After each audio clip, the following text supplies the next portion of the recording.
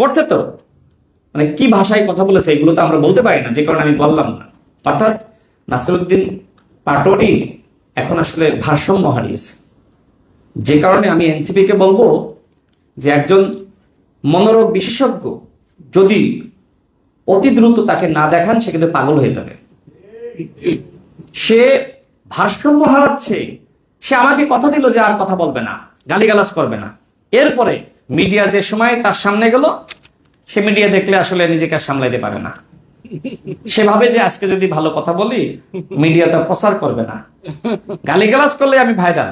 তো আজকে আরেকজনের সাথে কথা হচ্ছিল, তিনি আমাকে বললেন যে একটি দেশের একজন মানে গুরুত্বপূর্ণ নেতা হয়েছেন, সিনেটর।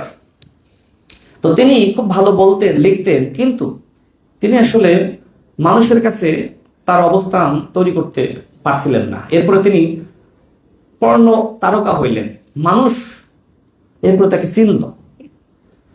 তো চেনার পরে হঠাৎ বেশ বছর দুয়েক পরে সে জনগণের কাছে ক্ষমা চাইল।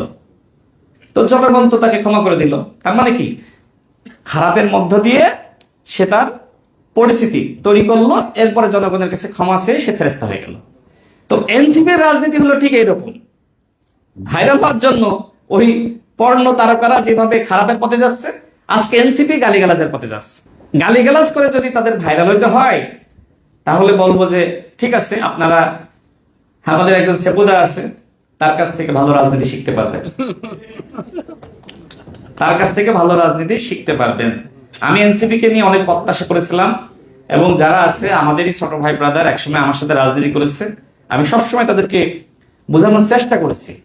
আমি আজকেও তাদেরকে সর্বশেষ বলবো, নাসিরউদ্দিন পাটোয়ারি আর হাসনাত আব্দুল্লাহ রা আর একজন সার্জিস আলম, মানে ছাত্রলীগের আলম, সে তো গণঅভ্যুত্থানের সময় সার্জিস এবং হাসনাত ছাত্রলীগের, আওয়ামী লীগের এজেন্ট হিসেবে কাজ করছিল।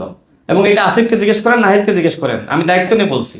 যে সময় ডিবি হেফাজতে নাহিদ এবং আসিফ মার খাচ্ছিল, সেই সময় হাসনাত এবং সার্জিস জুস খাচ্ছিল। আমি যে এত কিছু জানি, এইটাই আমার অপরাধ। মানে গণঅভ্যুত্থানের সময় যেটা ফারুক ওয়াসিফ ভাই বলছিলেন যে সমন্বয়কদের মধ্যেও সমন্বয় ছিল না, অর্থাৎ নাহিদ এবং আসিফ চাচ্ছিল শেখ হাসিনার পতন, এবং হাসনাত এবং সার্জিস চাচ্ছিল যে কিভাবে হাসিনাকে রক্ষা করা যায়। সেই হাসনাত এবং সার্জিস আজকে বড় বড় কথা বলে জুলাইয়ের পক্ষের শক্তি হিসেবে দাবি করে, এটা তো লজ্জাজনক। হ্যাঁ, আসিফ, নাহিদ, বাকের মজুমদার বা নুসরাত তাবাসসুম, তাদের অনেক ভূমিকা আছে, স্যাক্রিফাইস আছে, তাদেরকে আমরা স্নেহ করি, শ্রদ্ধা করি। কিন্তু হাসনাত এবং সার্জিস গণঅভ্যুত্থানের পক্ষের শক্তি ছিল না, তারা কোটা সংস্কার আন্দোলন চেয়েছিল। আমার সাথে যদি কেউ ওপেন ডিবেট করতে চায়, আমি চ্যালেঞ্জ ছুড়ে দিলাম, হাসনাত এবং সার্জিস গণঅভ্যুত্থানের পক্ষে শক্তি ছিল না। 3 আগস্ট হাসনাত এবং সার্জিসকে প্রতিহত করার জন্য আসিফ মাহমুদ একটা টিমকে দায়িত্ব দিয়েছিল।